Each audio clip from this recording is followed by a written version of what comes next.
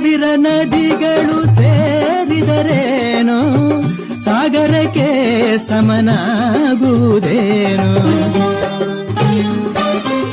ಶತಕೋಟಿ ದೇವರು ಹರಸಿದರೇನು ಅಮ್ಮನ ಹರಕೆಗೆ ಸರಿಸಾಟಿಯೇನು. ತಾಯಿಗೆ ಆನಂದ ತಂದರೆ ಸಾಕು, ಬೇರೆ ಪೂಜೆ ಏತಕ್ಕೆ ಬೇಕು. ಅಮ್ಮ ನೀನು ನಮಗಾಗಿ ಸಾವಿರ ವರುಷ ಸುಖವಾಗಿ ಬಾಳಲೇಬೇಕು ಈ ಮನೆ ಬೆಳಕಾಗಿ. ಅಮ್ಮ ನೀನು ನಮಗಾಗಿ ಸಾವಿರ ವರುಷ ಸುಖವಾಗಿ